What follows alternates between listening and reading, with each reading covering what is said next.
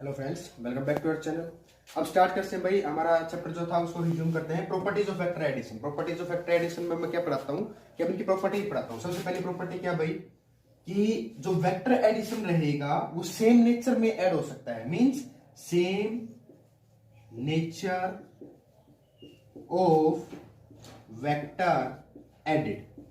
कहने का मतलब सेम नेचर का मतलब, अगर मैं बताऊं, कहने का मतलब ये है कि एक्सरलेशन का अगर मैं आपके पास वेक्टर क्वांटिटी लेता हूं तो एक्सरलेशन में ही ऐड कर सकता हूं।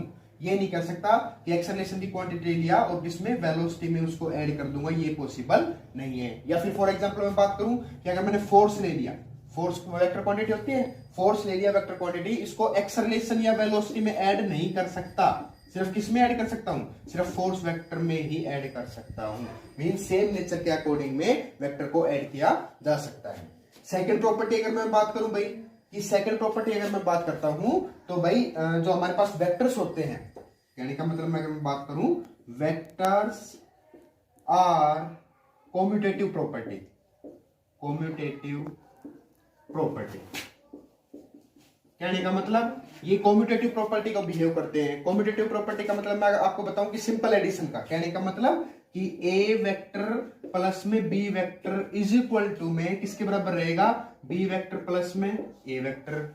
अगर प्रूफ देखें इसका तो कैसे देख सकते हैं भाई, मान लिया दो वेक्टर लेता हूं भाई, दो वेक्टर लिए, एक तो वेक्टर ले लिया ए वेक्टर, एक वेक्टर मैंने ले लिया दैट इज बी वेक्टर भाई।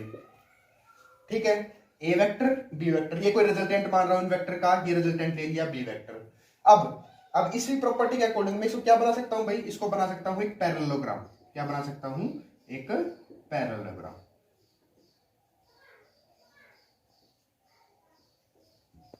ठीक है भाई, ये एक पैरेललोग्राम बन गया। अब पैरेललोग्राम के हिसाब से ये ए वेक्टर है तो ये भी क्या होगा? ए वेक्टर। ये बी वेक्टर है तो ये भी क्या होगा?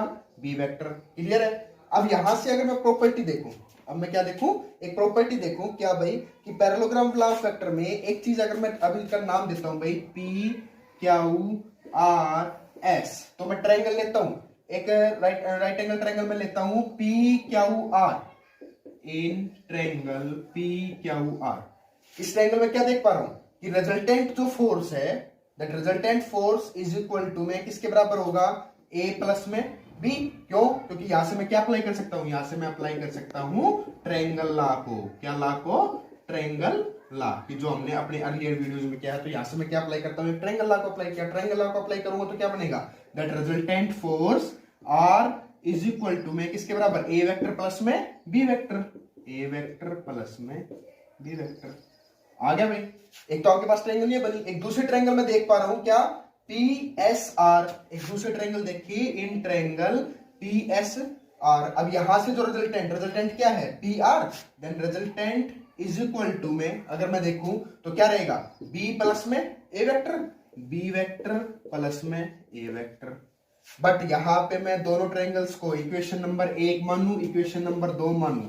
LHS अगर दोनों बराबर है, इट मींस इसका RHS भी बराबर होगा। इसका मतलब प्रॉपर्टी मेरे पास आई, ए वेक्टर प्लस में B vector is equal to में बी वेक्टर प्लस में ए वेक्टर। ये आपके पास सिंपल एडिशन है। This property is known as commutative property of vector addition. Clear है? अब थर्ड प्रॉपर्टी बताता हूं। थर्ड प्रॉपर्टी क्या है भाई? थर्ड प्रॉपर्टी हमारे पास आती है कि क्या? कि vector are associative property. Associative property. अब थर्ड प्रॉपर्टी क्या बताया भाई? Associative property of vector addition. Associative property में क्या कहूं कि एसोसिएटिव प्रॉपर्टी में आता है कि मैं अगर मान लो किसी भी दो वेक्टर्स को ऐड करता हूं तो थर्ड जो वेक्टर बच जाता है वो उसको ग्रुपिंग में ऐड करके वो तीनों वेक्टर्स के बराबर रहेगा। कहने का मतलब मैं क्या बताऊं कि अगर मैं लिखूं कि ए वेक्टर प्लस में बी वेक्टर लिख लिया, इसको ग्रुपिंग किया, प्लस में कोई थर्ड वेक्टर था सी वेक्टर, इज इक्वल टू में ये किसके बराबर होना चाहिए? ये होना चाहिए भाई ए वेक्टर जो मेरे पास अलग से बच गया प्लस में grouping of the B vector plus में सी वेक्टर। अब प्रूफ करने के लिए कैसे करूंगा कि आपके पास क्या करता हूं भाई, मान लिया कि ओ पॉइंट से कोई स्टार्ट करता हूं, ये ए वेक्टर मान लिया, यहीं से मैंने कोई मान लिया कि बी वेक्टर हो गया भाई, ये कोई बी वेक्टर आ गया, और इसी टर्म को ऐड करता हूं क्योंकि मेरे पास 3 वेक्टर चाहिए, ये मैंने मान लिया यहां पे क्या होगा? कोई भी सी वेक्टर। क्लियर है? अब यहां से एक चीज कर सकता हूं क्या, एक मैंने यहां से अगर मैं इसका रिजल्टेंट निकालूं तीनों का, तो एक रिजल्टेंट तो मेरे पास ये फॉर्मेशन कर सकता है। क्लियर है? एक रिजल्टेंट मेरे पास, इसको मैं आर नाम दूं, एक रिजल्टेंट ये फॉर्मेशन कर सकता है। क्लियर है? और एक मेरे पास ये है। ठीक है, तो एक ये आर डैश नाम दे दिया। क्लियर है? अब अगर ट्रायंगल का नाम रखता हूं ओ, इसको पी डाल दिया, दैट इज क्या हो, दैट इज आर। ठीक है, अब यहां से मैं देख पा रहा हूं कि मेरे पास a plus B plus C is equal to A plus B plus C के बराबर। अब मैं एक ट्रायंगल मान के चलूं भाई, कौन सी triangle, right angle triangle O P Q. एक ट्रायंगल मैंने मानी ओ पी क्यू, अप्लाई करता हूं ट्रायंगल लॉ को। ट्रायंगल लॉ को जैसे ही अप्लाई करूंगा तो ये मेरे पास क्या बनेगा, resultant, that R is equal to में ए वेक्टर प्लस में B vector, A vector plus में बी वेक्टर बन गया भाई। ठीक है, तो आपके पास रिजल्टेंट, इस आर की बजाय मैं यहाँ पे क्या लिख सकता हूं, ये रिजल्टेंट आ गया मेरे पास क्या, ए वेक्टर प्लस में बी वेक्टर आ गया भाई। एक ट्रायंगल अगर मैं अब ट्रायंगल की बात करता हूं पी क्यू आर, कौन सी triangle, P Q R triangle में अगर मैं बात करूं तो यहाँ पे रिजल्टेंट क्या है, R dash, R dash P Q R, इसका रिजल्टेंट आर डैश है, तो बी प्लस में सी वेक्टर बना, that is B vector plus में सी वेक्टर। तो इस आर डैश को अब मैं हटा देता हूं ताकि आपके पास क्वालिफाई हो जाए क्या, कि बी वेक्टर प्लस में C vector is the vector addition from the triangle.